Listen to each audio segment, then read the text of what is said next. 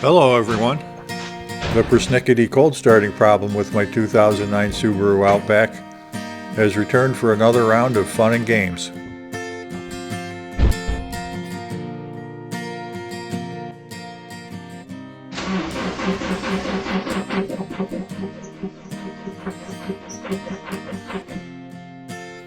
It was 5 degrees below zero that Monday morning.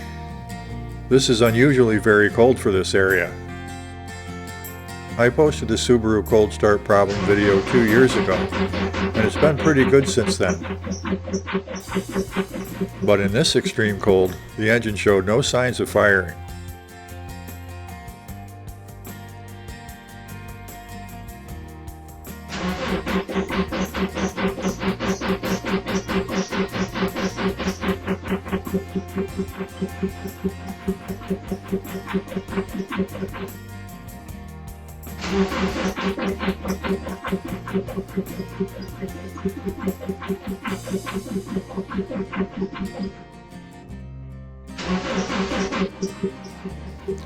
It obviously wasn't a problem with the battery, although it did start to run down after a few minutes of cold cranking.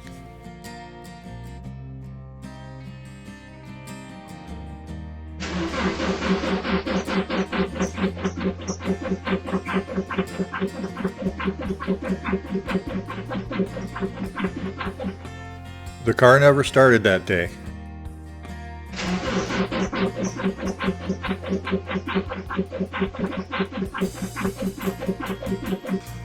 My son gave it heck, but he finally gave up and borrowed his mother's car to get to his Monday classes.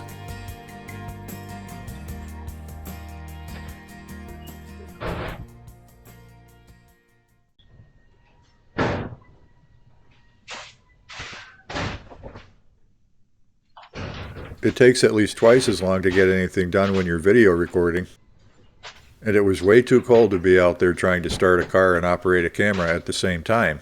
So for these first scenes, we're limited to security camera video.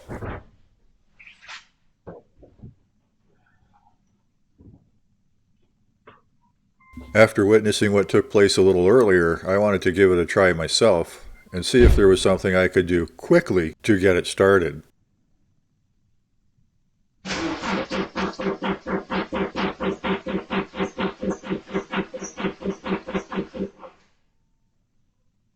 The battery seems pretty down at this point. I've spent a little time online in the Subaru forums, so I'm prepared with a couple silly ideas I picked up there.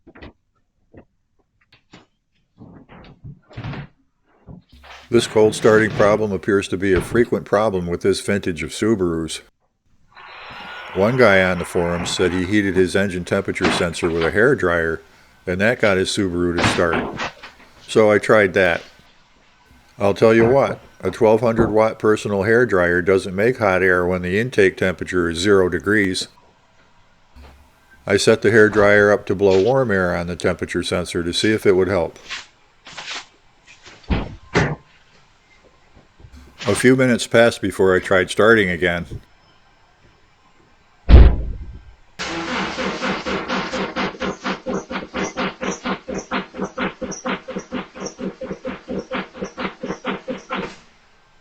It didn't make a difference, and the battery's getting flatter.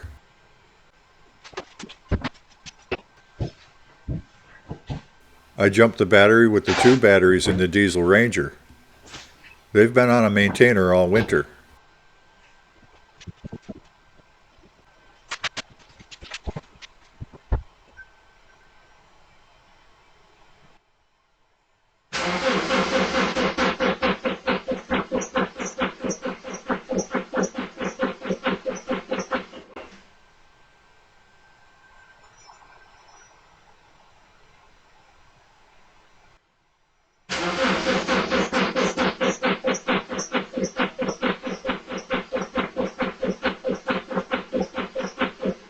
It was cranking pretty good, but it didn't start.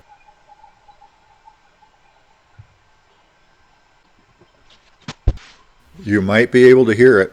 The hairdryer is still going.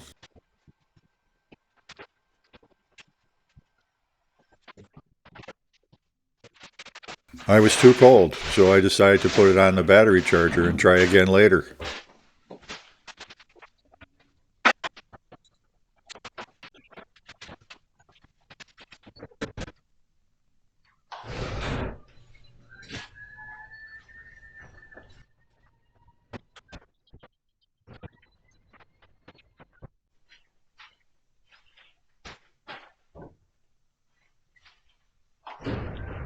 I came back with a timing light and laptop to do a little diagnostics.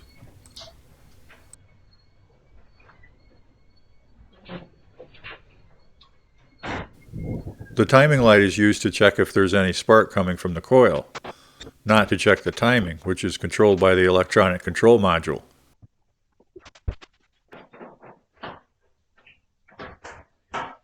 I put the Schumacher battery charger aside because it wasn't delivering as much current as I thought it should, only 2 amps. I later went for Granddad's Sears All-State charger from the 1950s, back when things were made right. Then I connected an old Craftsman timing light to one of the secondary wires. I use this to verify if there's any spark being produced by the coil. I set it where I can reach it from the driver's seat.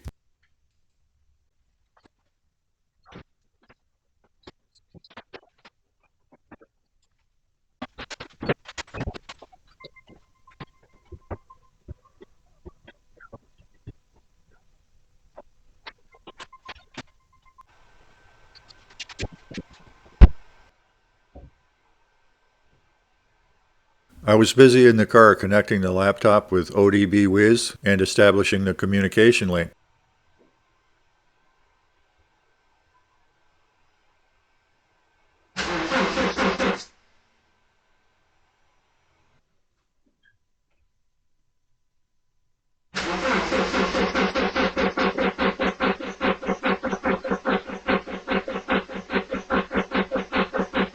The timing light is showing no ignition spark at all.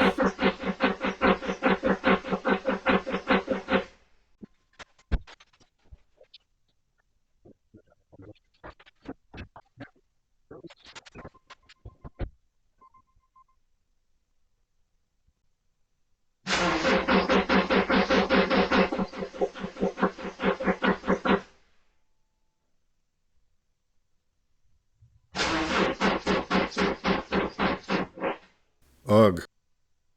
The battery's had enough.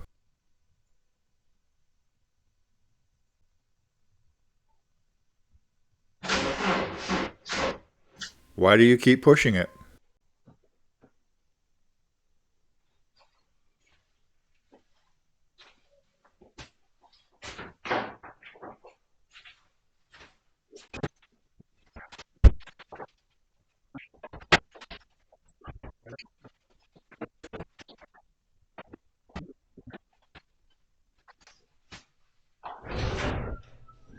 One thing I saw in the computer diagnostics is that a couple of the temperature sensors have a lot of error in them.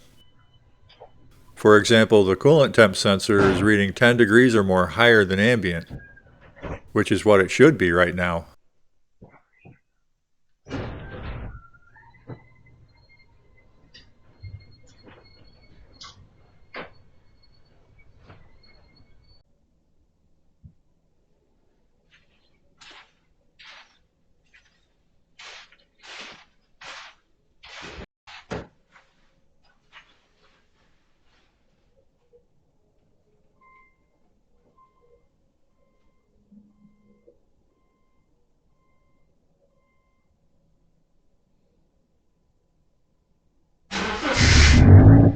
It's 22 degrees Fahrenheit right now, and the Subaru started like a warm summer day. That's actually surprising, since I was expecting problems in the low 30s.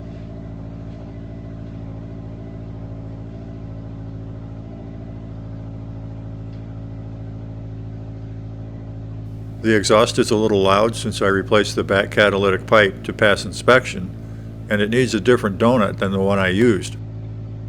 But it's been too cold to want to work on it.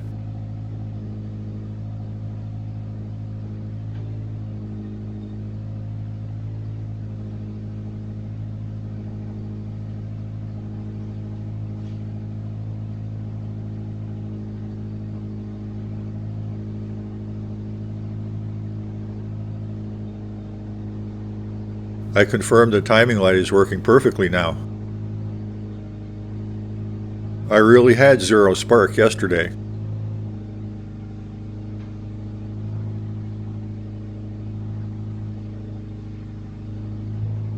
I'm thinking the temperatures aren't predictable enough to do one thing at a time to try to isolate the problem.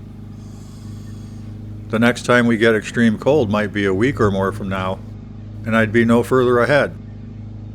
I'll be returning with an action plan and better video to throw some parts at it and check some other things. Meanwhile, the barn needs some more open door ventilation.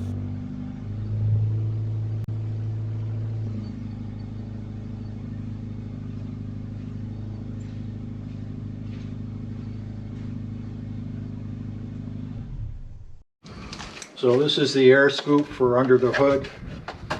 It directs air into the air box where the air filter is. And the airflow sensor is here. It's also the intake air temperature sensor. There's two sensors built into one there. So I've just got this industrial thermometer. I'm just going to set it here for now to try to get an idea what the air temperature is, ambient air, at the mouth of the air box before I try starting the engine and see what it reads. I will be able to read that air temperature on the computer using my OBD2 adapter. This is the OBD2 interface I use to connect the car's OBD2 port to the PC's USB port.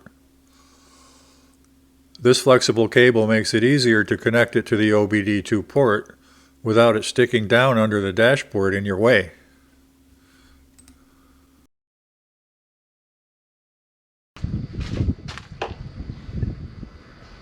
Okay, right now the air temperature here is reading 58 degrees. Surprisingly high. I'm surprised it's reading that high right here, but it's in the high 30s today, and this is right in the sunlight. So this is reading 58. It's not going to have any problem starting whatsoever, but the intake air temperature right now is reading in the 60s. So this thing thinks it's in the 60s, like 66 degrees, which, you know, it's in the sun, so maybe that's correct. But as soon as I start the engine, I'll see that decrease. The ambient air temperature on the screen is reading 30 degrees. So there's a real disconnect here between ambient air temperature and intake air temperature, which is almost 60 degrees. And that's what this thing is reading, 60.2 degrees. So I'm going to go ahead and start the engine and see what happens to the temperature sensors.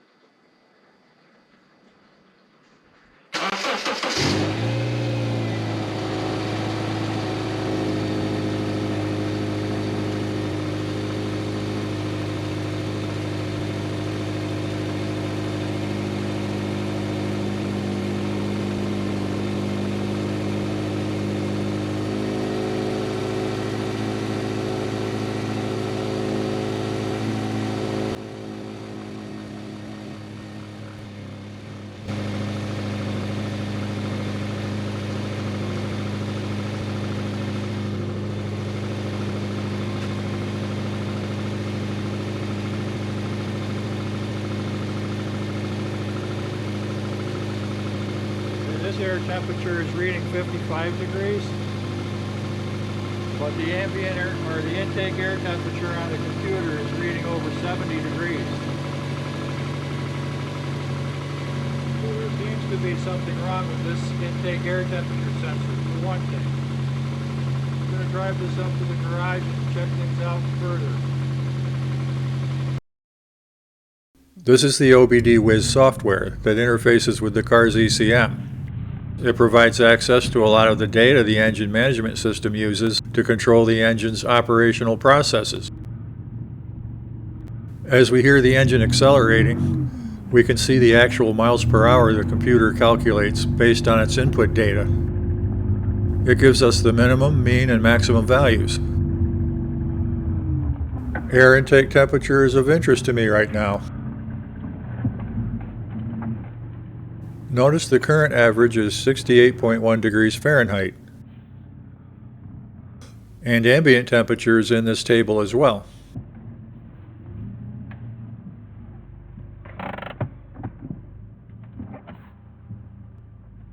It also has a helpful dashboard screen. The engine coolant temperature is 142 degrees. And we're idling at 740 RPM.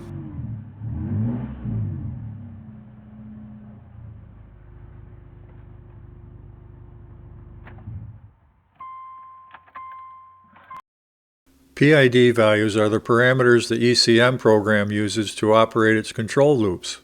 Industrial engineers know PID stands for proportional integral derivative. A PID function takes input data and makes proportional changes to engine control outputs. There's intake air temperature again. It's an important operational parameter. I'm perusing the data table to see if I spot anything of interest to my current efforts. There's ambient air temperature, still sitting at 30.2 degrees.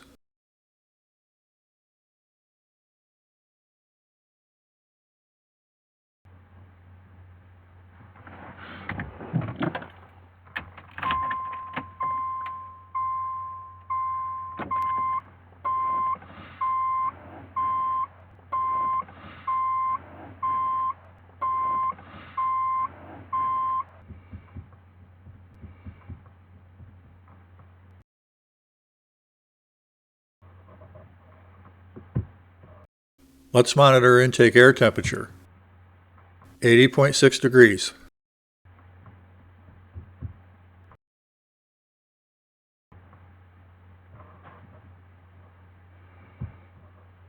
Engine coolant temperature is a reasonable value since I ran the engine for a little while, but not long enough to warm it up.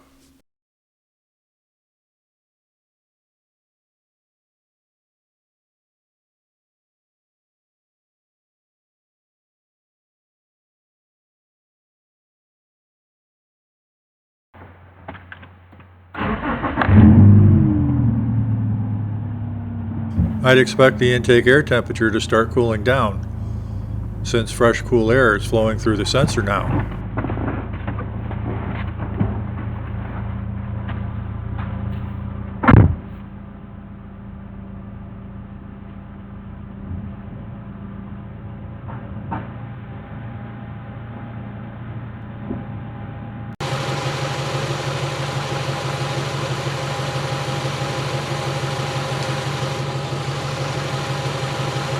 Okay, the computer screen is reading 71.6 degrees. And this is reading about 71, 72. So it appears the intake air temperature sensor is reasonably accurate.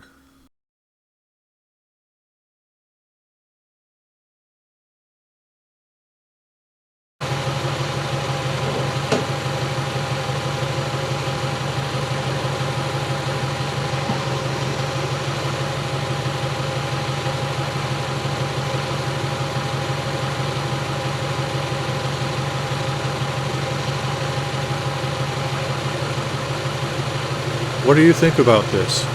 Ambient temperature seems to be rock steady. I would think we'd see a difference going from outside to inside the garage, and then warming the engine up.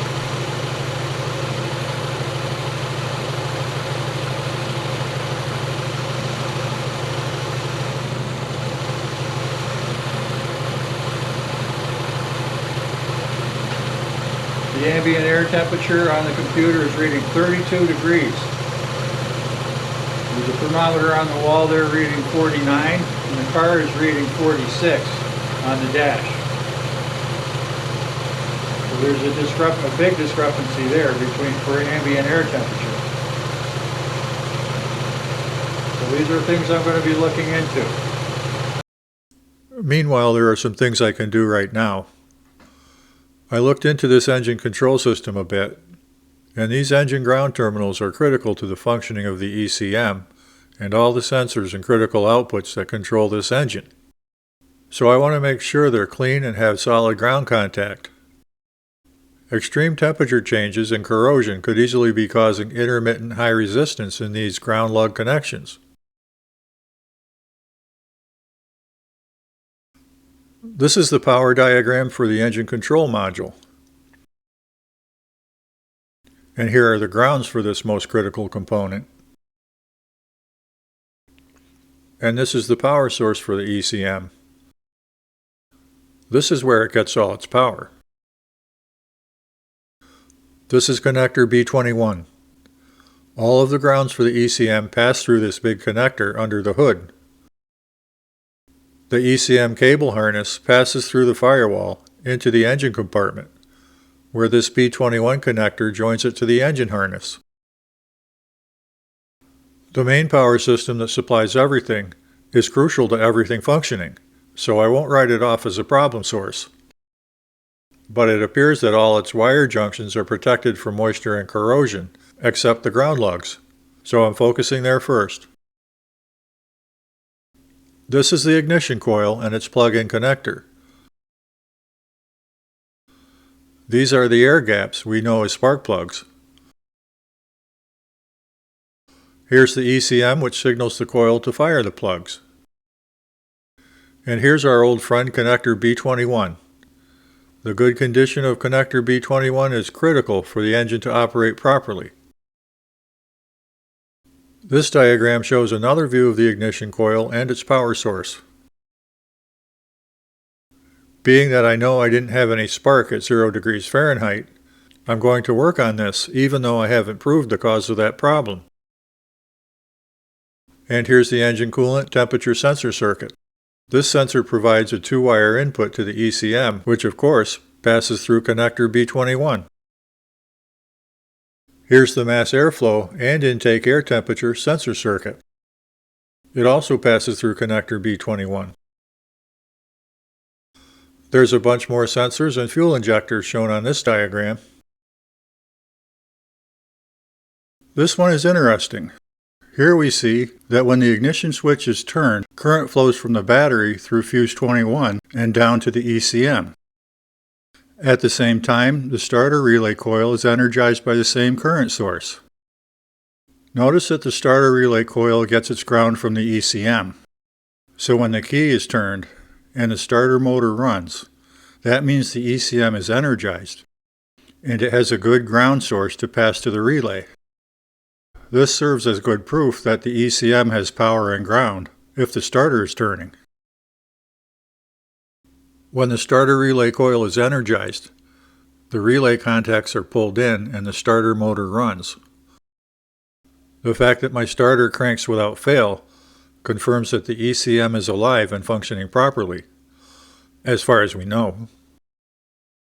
But if the starter relay doesn't pull in, that could mean the ECM is having a problem.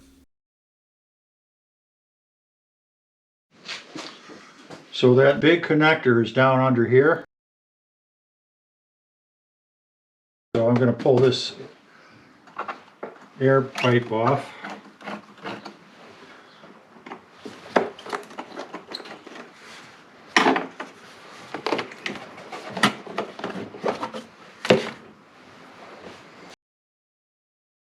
That big engine harness connector is right here. I'm going to move this tube out of the way, pull that off. And this disconnects pretty easily. You just pull this lever back and the connector pops. This actually ratchets it, cams it apart part of the way, or most of the way, and just pull it off.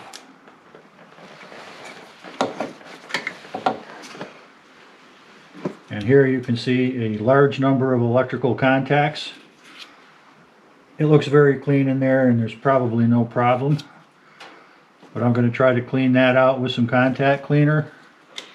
And then this side, the engine harness side, well, that looks clean too. But I'm going to clean that out as well.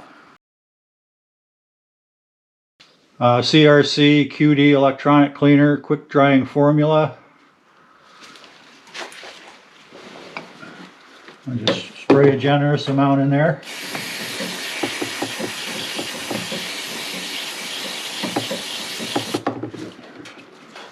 Let it drip dry. The same thing on this side.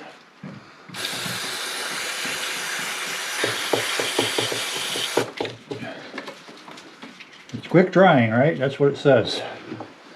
So we'll just let it drip dry and evaporate. It might take a little longer because it's not really warm in here. It's in the mid 40s. Now the other thing is that electronic control module gets its connections to the engine through this connector. And this connector also provides the electronic control module with its grounding. So coming off of this harness, I can see that these ground connectors come out of that harness. It's a big bundle of wires, but it splits up under here. It goes various directions, but there's several wires and several ring terminals here under these grounds. So I'm going to check these grounds again. I've done it before 2 or 3 years ago, and it did help. I'll do it again, and we'll see if all this helps with the problem. But that's not all I'm going to do. Given that all those electronic control signals to and from the ECM get their grounds from here, these grounds right here are what ground the electronic control module.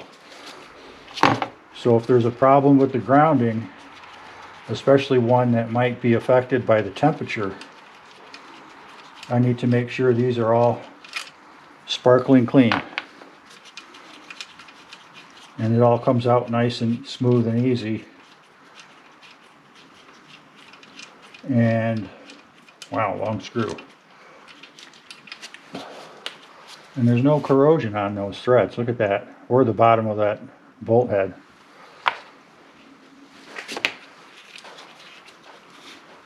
These don't look too bad either. But I'm going to wire brush them. Make sure they're good and clean and have good contact.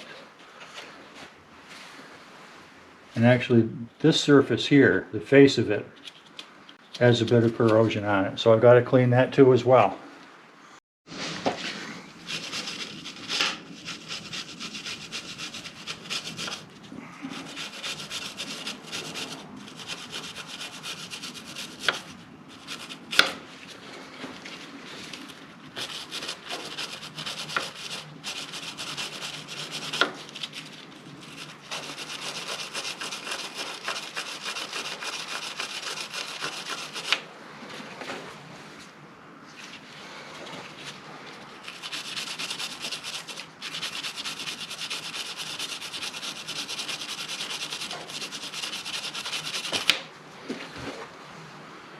Okay, that should be a good ground connection.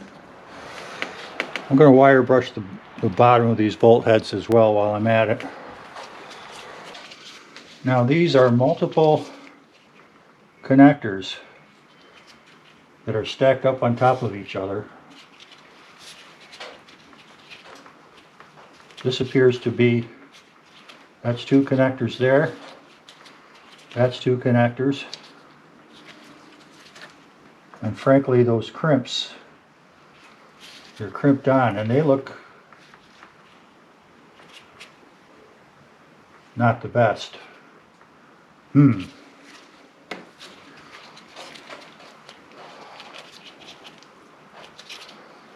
there's 2 connectors here. I'm sure those crimps are equally as sketchy.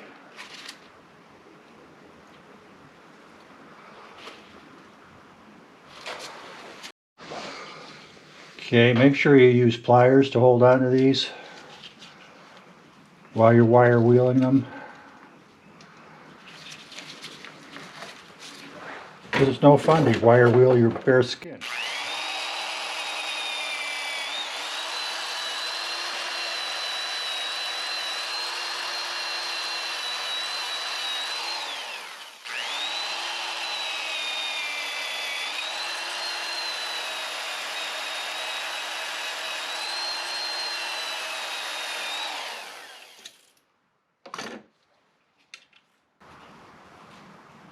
Yep, nice and shiny. That's how you want them, shiny clean.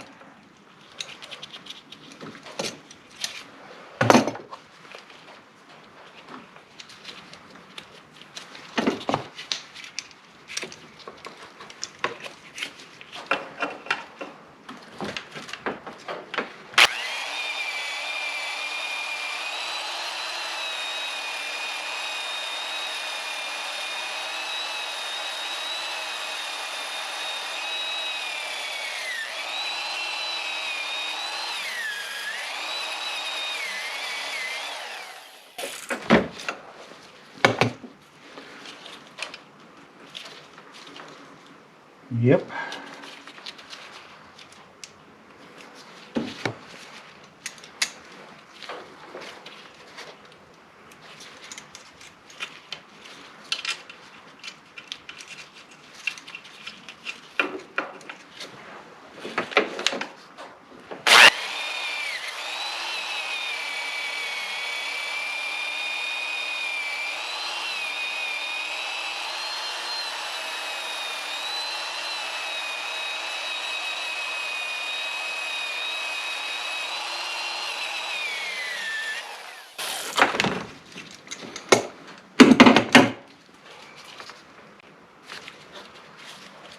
Nice and shiny.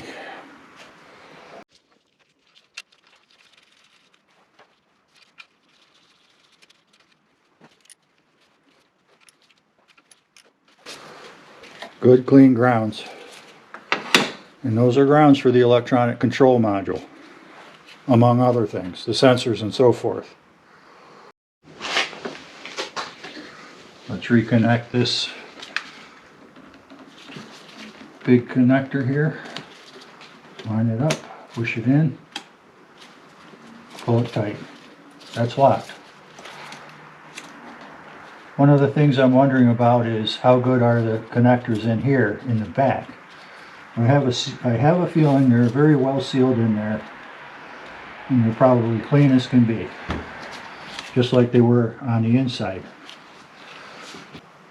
And don't forget this breather tube here, which comes off the valve cover. So next, since last time I had this problem, last Monday, today's the next Monday, I had zero spark from the ignition, nothing, according to the timing light. And one of the things that could cause that, aside from bad signals coming from the ECM, is sketchy coil. So I'm going to go ahead and replace the coil again. I've done it before, I'm going to do it again.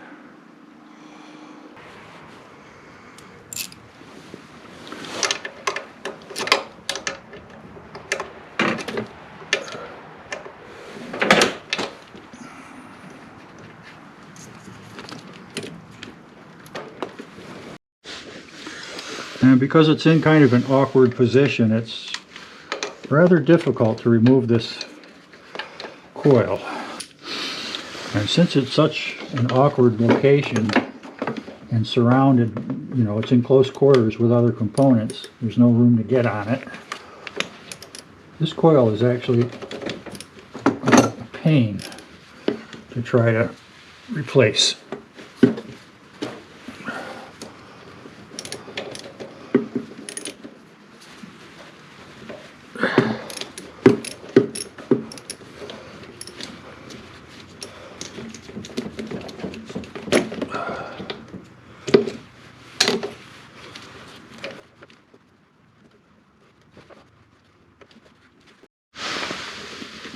There's a longer extension. I've got a swivel on it, and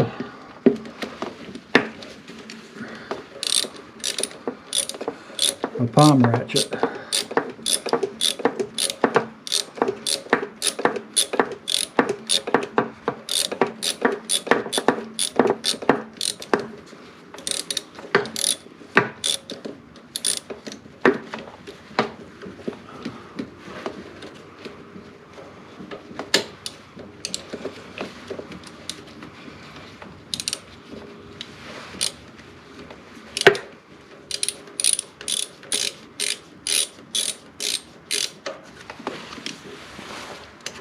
Okay, that's that one.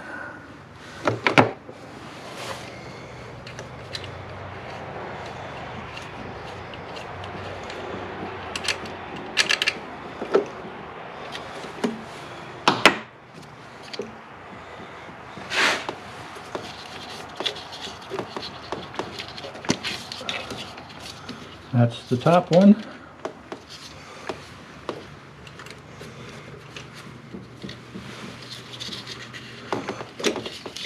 That's the bottom one.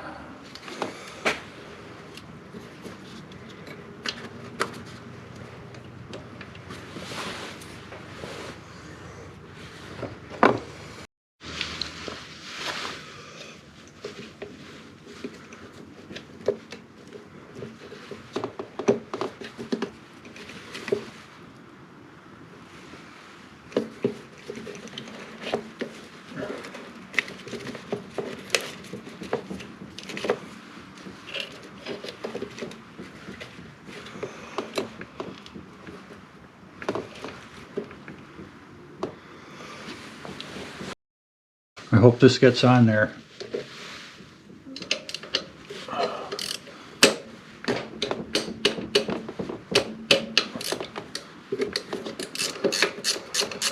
And it does.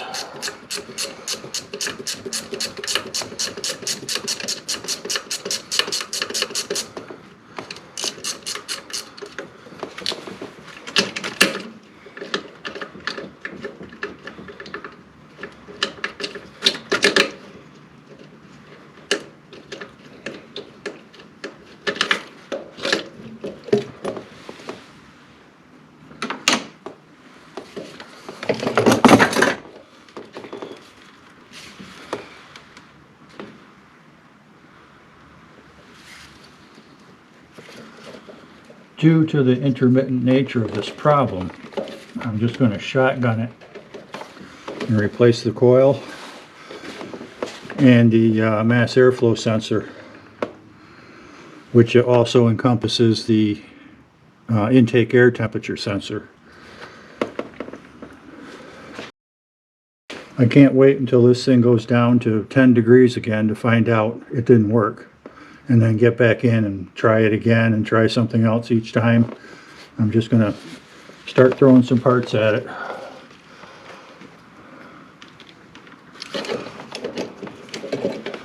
Now, how do I unplug this? See, I would have thought if I squeeze on that, it would release.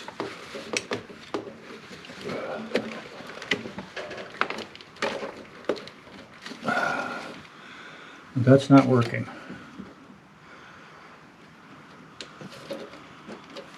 Or maybe it takes something to squeeze it and something to pry it.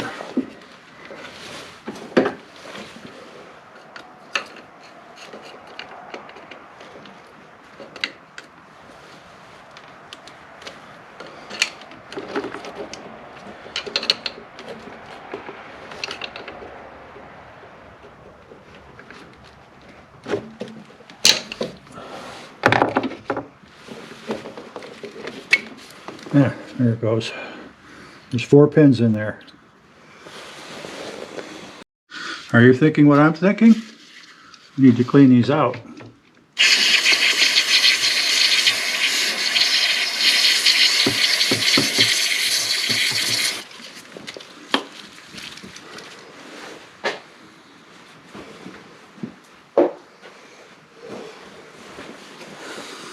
Just in case. Now I've got to let it dry.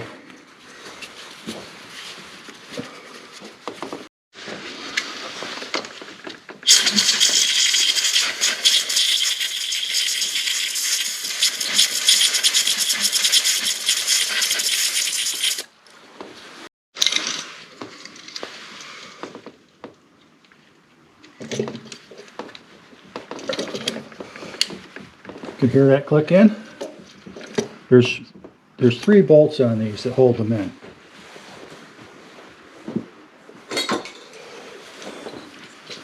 And that's the way they come, with just 3.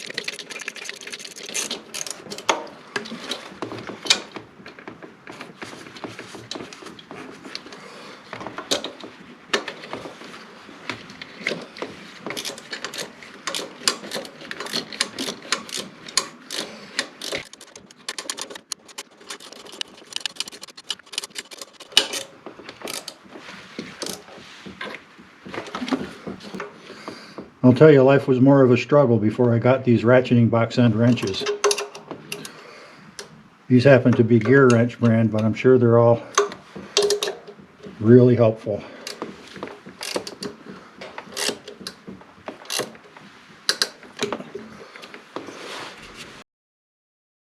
Alright, now to get these secondary wires on there, that's going to be fun. The one down back here is very well hidden.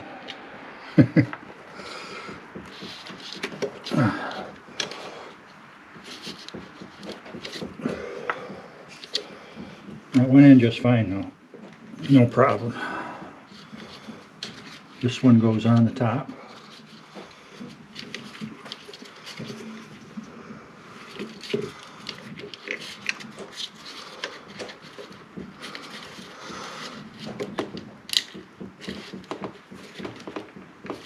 Ouch.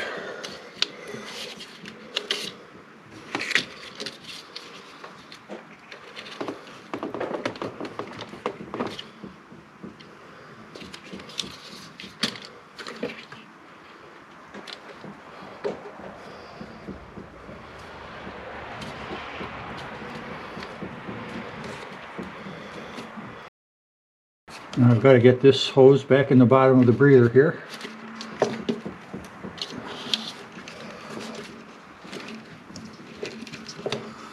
I'm sure these have something to do with crankcase ventilation. The bottom one and this top one is actually a valve or something. It's got a electrical connector on it. So this one you just squeeze on the back there and pull.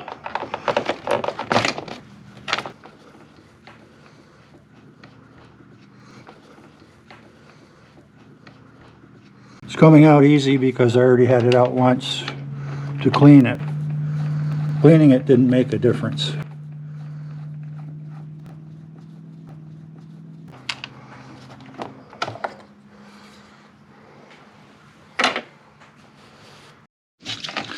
Just clean this out.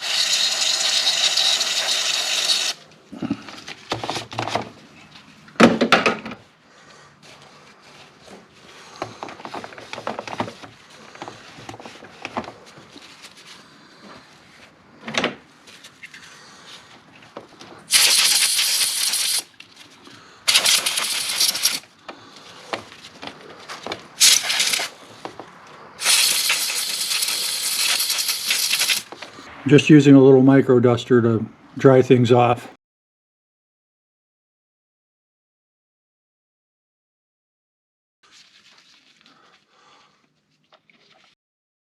So I'm putting a little dielectric grease on the O-ring, just on the O-ring, just so it'll slide in easier and maybe seal better, not that it matters. Mainly just so it'll slide in without getting pinched.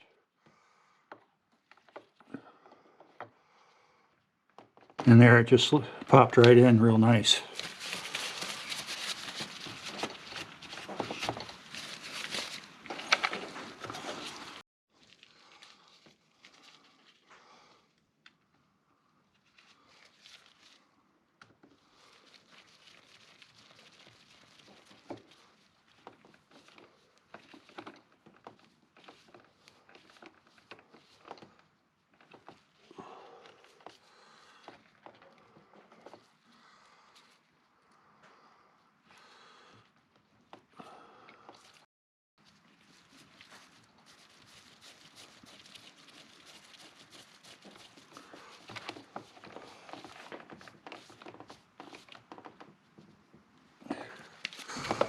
Nice and tight.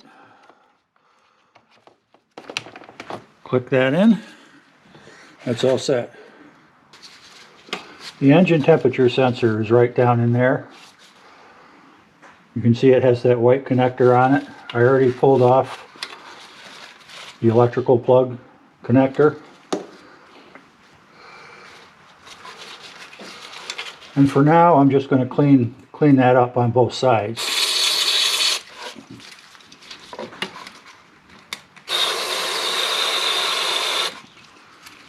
best I can do.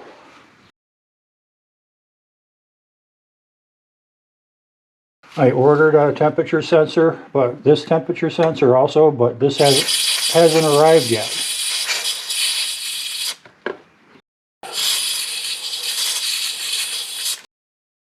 The first one I changed came from New Jersey. The second one I changed, this one is coming from California, so it's going to take longer to get here.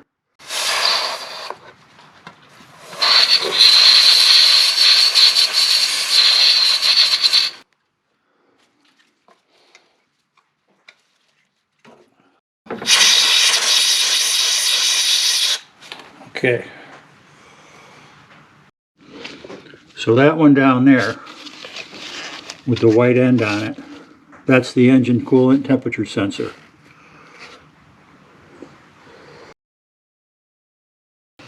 Okay, that's as far as I'm going today over here. Let's put this intake air pipe back on. I'm going to start the engine and monitor it with the computer and see what the temperatures say when I first start it up. So I set this thermometer here in the air intake box in the air opening just to see what the ambient air is close to that air intake. So when I first start the engine, I'll know what the temperature should be.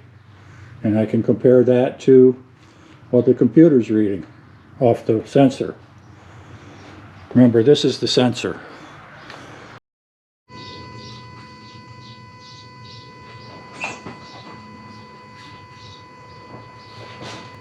Right now, mass airflow says 0.08 pounds per minute.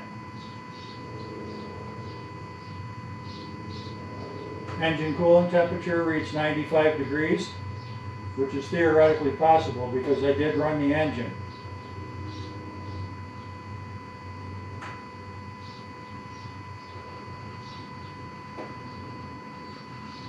The air intake temperature says 64 degrees, which doesn't seem likely.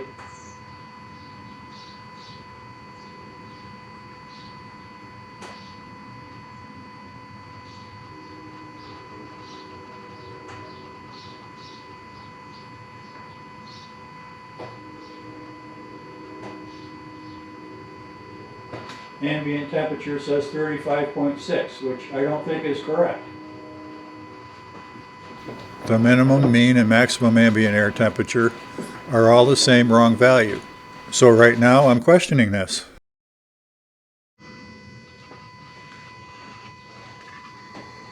This says 50 degrees right on the nose.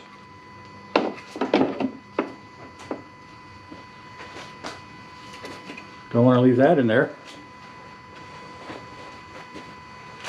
Okay, I'm going to start the engine.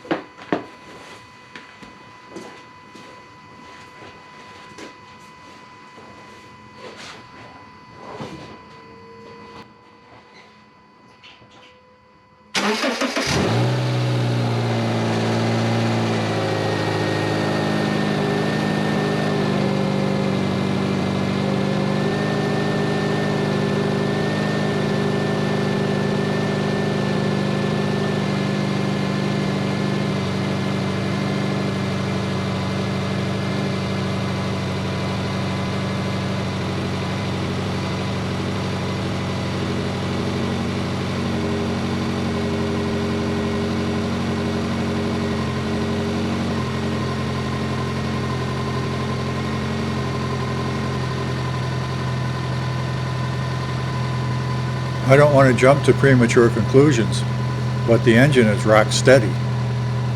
I think it's running a lot more smoothly now.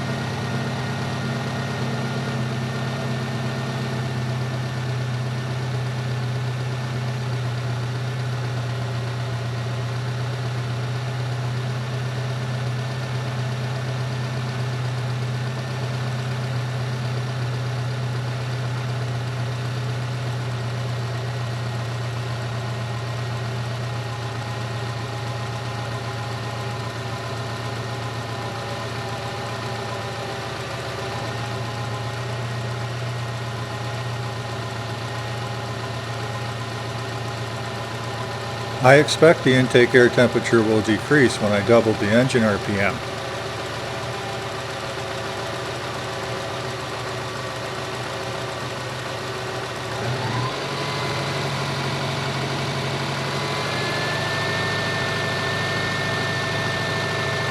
(64.4) down to 62.6.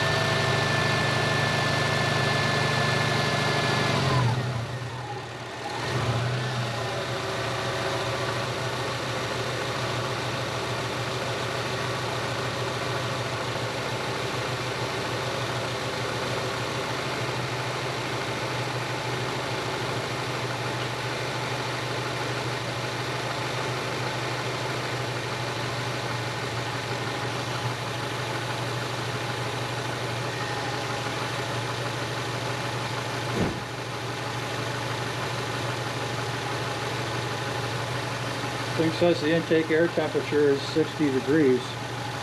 It's actually 55 right now over here.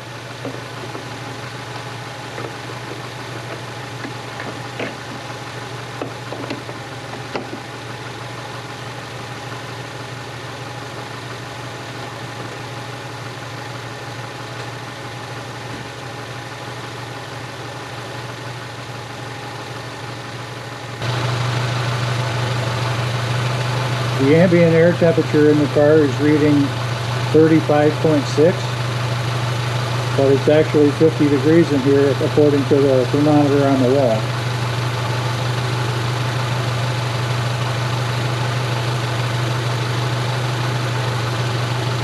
This intake air is reading about 54 degrees.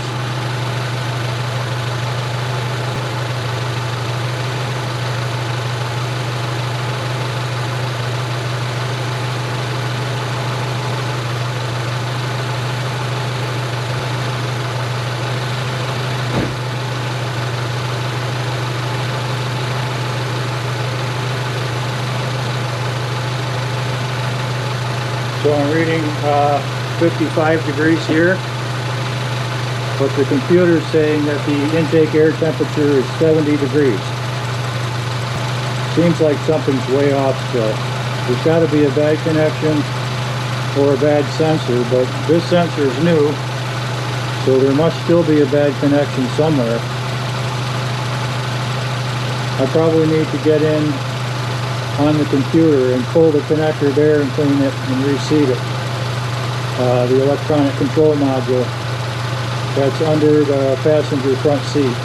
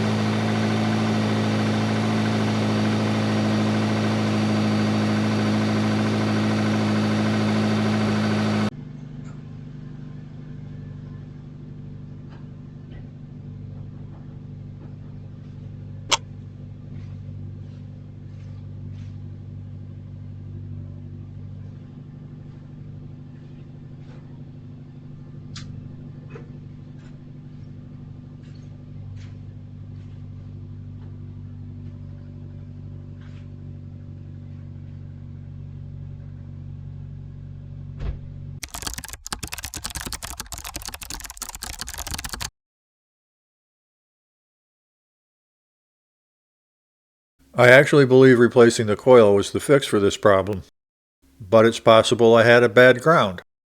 So what would I have done if the things I did didn't fix this annoying problem? Being that loose or corroded electrical connections could easily exhibit the same symptoms, I'd start checking resistances in the critical wiring. First, I'd disconnect the car battery. Next, I'd disconnect the big connector on the ECM under the passenger seat. Then I'd use a good volt-ohm meter to read the point-to-point resistance of each of the wires from the engine ground point to each pin in the ECM harness connector. I'd be sure to connect my lead to the ground bolt head on the intake manifold and not on the ring terminals underneath it. I want to make sure I'm reading the resistance of the ring terminal connections as well as their crimps. I'd check the resistance of each individual wire and its associated end terminations. Now, your ohm meter leads will have some resistance. My old fluke meter has always read 1 or 2 ohms when I cross them. So be sure to subtract any resistance in the leads from your circuit readings. As long as you've gone to the trouble of disconnecting the ECM harness, you should probably check any other circuits that might be causing your problem. In my case, I'd want to check the ignition circuit. The procedure will be similar. except now I'm checking from the ignition coil connector to the ECM harness connector. If you find more than 2 or 3 ohms on any of these wire terminals, you'll want to take a deeper look at those. I'd start by splitting the circuit here. This is that big B21 connector in the middle of the engine harness. Now we're checking from here to here. And here to here. And so on, until we isolate all the problem wire connectors. Then we do what we need to do to whatever it is we find. It might just be cleaning the connectors like I did. Or maybe it's a more serious case of corrosion or damage. Then we'll have to repair or replace the faulty wire or terminations we find.